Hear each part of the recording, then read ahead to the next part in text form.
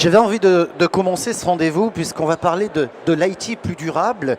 Et quand je vous regarde dans le public, vous avez tous un ordinateur ou un téléphone en main. Moi aussi, hein. Et j'avais juste envie de vous demander qui n'a pas envoyé un mail aujourd'hui? Ah. Ouais, on va parler de l'IT, effectivement. Il faut savoir que l'activité numérique, vous me corrigez si les chiffres ne sont pas bons, mais c'est 4% des émissions de gaz à effet de serre dans le monde. Ça fait quand même beaucoup. Quand on prend la machine, la fabrication et l'utilisation. Mais quand on est quand même à un moment où on se pose beaucoup de questions sur le réchauffement climatique, la question c'est de se dire aussi comment faire en sorte que chacun, nous puissions réduire ces émissions de gaz à effet de serre. Et on va en parler ensemble. Et vous allez voir, on n'est pas là dans la victimisation comme je l'ai fait au début volontairement pour vous provoquer, hein, style les mails, tout ça. On va aller beaucoup plus loin avec nos invités. Je voudrais saluer Françoise Oran, bonjour. Bonjour. Vous êtes responsable du programme Green IT BNP Paribas. Je voudrais saluer et remercier de sa présence Éric Jeanneret, bonjour. Bonjour. Directeur général d'Experis, et à vos côtés Julien Rouzet, bonjour. Bonjour. Cofondateur de Soft, qui propose justement de mesurer assez précisément notre impact. Vous allez nous dire comment vous faites, mais ça va être intéressant. Est-ce qu'on peut commencer peut-être sur, question que j'ai envie de vous poser, peut-être Françoise, Éric, sur l'état des lieux, faire un point sur le contexte global. On dit qu'effectivement il y a des gaz à effet de serre. Où est-ce qu'on en est concrètement en matière de Green IT? Est-ce qu'il y a des réglementations? Est-ce qu'on commence à mettre des chartes de bonne conduite? Comment ça se passe?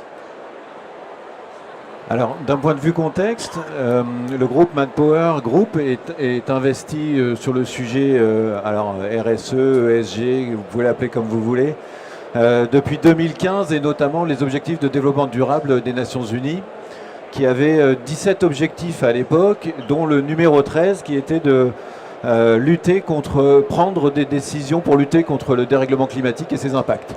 Voilà, donc ça s'est découlé pour le groupe en un plan Planète 2030 qui avait des objectifs très quantitatifs de réduction de notre empreinte de 69% sur notre scope 1, de 30% sur notre scope 2.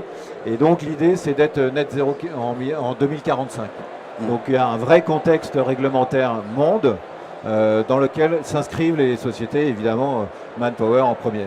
Alors vous nous direz dans un instant comment ça se traduit concrètement auprès des collaborateurs, mais je crois que vous, Françoise Oran, d'abord un mot peut-être sur l'état des lieux, si j'ose dire, et après on ira dans le détail du programme. Ok, alors sur l'état des lieux, ce qu'on pourrait rajouter pour la France, c'est que depuis novembre 2021, il y a la loi REEN, donc de réduction de l'empreinte environnementale du numérique, donc qui fixe le cadre de fonctionnement de l'activité numérique en France et de tous les acteurs. Donc cette loi est importante parce qu'elle nous oblige et nous contraint à suivre certaines thématiques, cadres, voilà. Sujet, action, bonne pratique, on va dire. Et dans ce contexte, on a la stratégie du groupe BNP Paribas. Donc dans cette stratégie, on a un plan qui s'appelle GTS, donc sur la technologie, la sustainability. Et sur ce sujet, c'est une priorité et on a des actions différentes qui sont engagées. Et si on se penche sur le numérique responsable, c'est un sujet qui est inscrit dans le plan stratégique IT de la Banque commerciale en France.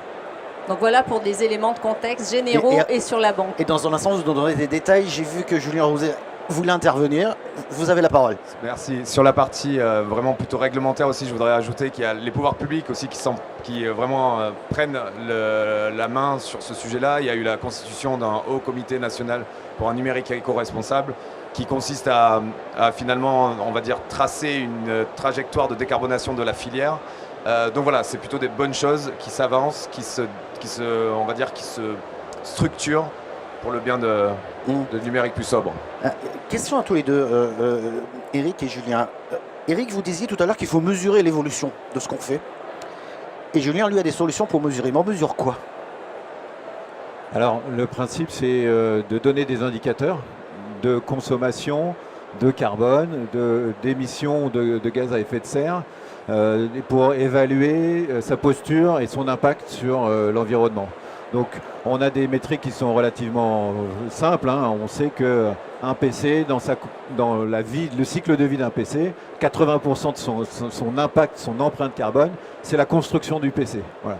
Donc fournir ce genre d'informations, ça éclaire tout de suite les stratégies et les décisions des DSI et de nos clients pour dire si le problème c'est la possession d'un PC parce que possession rime avec construction, il faut pouvoir allonger les cycles de vie des PC. Il faut probablement distribuer un peu moins de devices digitaux qu'on avait peut-être l'habitude de faire. Voilà, ce sont ce genre de décisions qui sont prises à partir de data, d'éléments très factuels. Voilà. Julien, vous avez donc développé cette solution pour accompagner les entreprises dans leur décarbonation. Votre entreprise s'appelle Soft. Comment ça marche? Alors Soft, c'est un compteur qui... C'est un peu plus complexe que ça. C'est une plateforme, on va dire 360, qui a pour vocation d'aider les équipes IT à mesurer, à évaluer, on va dire plus précisément, l'impact de leur IT sur l'environnement et ensuite à venir leur proposer des actions de réduction. Pour vraiment caricaturer, il y a deux inducteurs principaux de la pollution numérique. Le premier, c'est l'énergie qui est consommée par les devices. La seconde, c'est la toute première finalement, c'est l'extraction des minerais, c'est tout le processus de fabrication des équipements. Et donc c'est vraiment, il y a deux choses à prendre en compte si on veut caricaturer. Après, tout va dépendre du prisme qu'on va avoir. Mais voilà, on se connecte automatiquement en fait aux sources de données des clients pour venir mesurer de manière dynamique et fournir des pistes d'amélioration. Françoise Auran, vous voulez prendre la parole? Continuer en fait sur les actions en fait plus concrètes qui sont menées. Déjà le numérique responsable, il y a une loi certes, mais comment dire, la bonne et juste utilisation des ressources IT, on y pense déjà depuis avant cette loi. Pour vous dire, on avait un plan stratégique en 2020 qui avait un programme spécifique qui visait déjà à optimiser notre SI. Donc je vais vous donner juste quelques actions, mais je ne sais pas si tout le monde est au fait de ce qui se passe à l'IT. Par exemple, on optimisait les environnements hors production. Ça va, j'ai perdu personne. Les gros systèmes comme le mainframe. Ça va, ils ne sont pas partis. Ils ne sont pas partis. Et puis d'autres actions très spécifiques. Ensuite, là-dessus, on a eu un autre plan stratégique en 2021 où on a construit la stratégie pour 2025 de l'IT. Et là, on a pu structurer plus précisément tout ce qu'on avait déjà engagé dans le Green IT et porter nos ambitions en comité stratégique. Et ça nous a permis de redéfinir des objectifs autour de 3 piliers principaux dans notre politique numérique responsable. Et ces piliers, c'est agir sur la consommation du système d'information. Le deuxième, concerne en fait les équipements informatiques. Et le troisième, c'est évidemment sensibiliser, former et responsabiliser aux enjeux du développement durable. Quand vous parliez de la gestion de l'information, ça se traduit comment? Par des solutions de stockage nouvelles, si on doit stocker, juste comment le collaborateur peut-il être impliqué par des gestes simples mais efficace? Alors, si on parle par exemple sur les équipements, les gestes simples et efficaces, donc nous on en a 3 thématiques, on va dire. Sur la consommation déjà d'énergie, on a mis en place l'arrêt automatique des PC tous les soirs. Donc évidemment avec des exclusions si on sent une utilisation ou les postes d'astreinte par exemple. La deuxième chose, c'est on rallonge la durée de vie des PC, donc peut-être pas concrètement avec l'utilisateur lui-même, mais on a décorrélé la durée de vie des PC de l'amortissement comptable, donc on peut les garder plus longtemps. Et on a surtout changé notre méthode de gestion de notre parc informatique. En fait, pourquoi changer quand on peut réparer ou upgrader? Donc en fait, on s'est lancé dans la réparation des casques, dans l'upgrade des PC, et là on se lance dans la réparation des PC. Et en fait, le constat, c'est qu'on c'est une nette réduction d'achat de matériel neuf et ça rejoint ce que tu disais en fait sur l'impact du poids de la fabrication des matériels. Et enfin, un truc super, c'est que nos équipements ont une fin de vie, on leur offre une seconde vie. On travaille en fait en partenariat avec les ateliers du bocage. Et on est à plus de... Ça se compte en milliers les donations de PC et on travaille avec les ateliers du bocage sur certaines missions pour donner les PC à des collèges en REP ou REP+, ou à certaines associations. Voilà. Est-ce que c'est concret du coup sur la partie équipement matériel? J'ai presque envie de vous dire bravo. Après, ma question c'est comment on sensibilise les gens, parce qu'on a tous un petit geste. Là vous disiez on coupe les PC à 22h le soir automatiquement. Oui. Parce qu'on ne le fait pas. Voilà. Et en fait, il faut sensibiliser. Donc là, ça passe par plusieurs actions, hein. On a tout un parcours de sensibilisation autour des fresques du climat, des fresques du numérique, du MOOC de l'Institut du numérique responsable de sensibilisation sur le numérique. Et la sensibilisation, elle passe aussi par des événements réguliers, justement, où on va donner des bonnes pratiques et des éco-gestes, j'ai envie de dire. Et on a, par exemple, ouvert notre premier Repair Café en mars dernier, donc en interne. Et ça passe aussi par des communications régulières. Peut-être que tu veux rajouter quelque chose, Eric, et après je parlerai du système d'information. Parce que je voulais explorer aussi ce que fait Experis. Oui, du coup j'en profite, merci.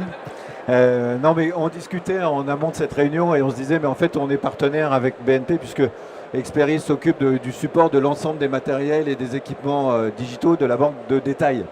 Et en fait ce que je disais moi, c'est que ces grandes stratégies qui sont décidées au 10e étage de tour, finalement percolent très vite et atterrissent sur le terrain puisque nous on est challengés par des clients comme BNP justement pour prolonger, réparer, et donc on a remonté des ateliers de réparation.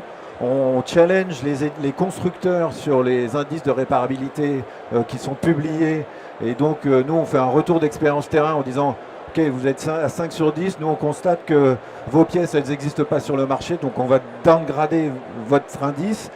Et au contraire, il y a certains équipements. Et donc, on est aussi en force de conseil vis-à-vis de nos clients pour les accompagner là-dessus. C'est-à-dire que vous avez beaucoup de partenaires pour faire notamment ces réparations, pour automatiser, pour... On est certifié chez un certain nombre de constructeurs, voilà, on continue.